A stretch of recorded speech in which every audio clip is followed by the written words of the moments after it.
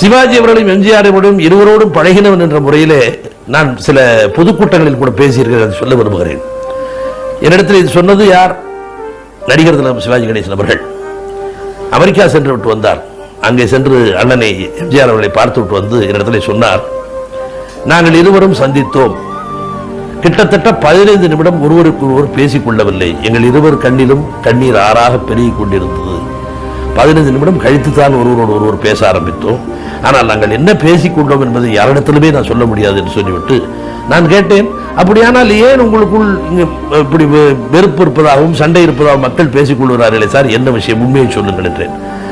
அப்பொழுதுதான் சொன்னார், நான் சிறு வயதிலே சென்னைக்கு வந்து ஒற்றைவாடத்தை என்ற நாடகத்தில் நடித்துக் கொண்டிருந்த போது நான் சாப்பிட்டுக் கொண்டிருந்த இடமே எம்ஜிஆர் வீடுதான் சொன்னார். என்ன சார் சொல்றீங்க? ஆமாம், நாடகம் முடிச்சுட்டு நான் அவர் வீட்டில் வந்து இரவில் சாப்பிடுவேன். தாமதமாகும் நான் நாடகம் முடித்து வருவதற்குள். இது நான் சொல்லும் வார்த்தைகள் அப்படியே சிவாஜி சொன்னது.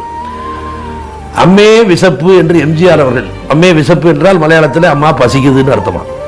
அம்மா பசிக்குதுன்னு சொல்லுவாரா எம்ஜிஆர். இன்னும் சிவாஜி வராமல் இருக்கும் பொழுது அந்த அம்மா சொல்லுமா, இருடே கணேஷ் வரட்டும், இருரா கணேசன் வரட்டும் அப்படின்னு சொல்லுமா அந்த அம்மா.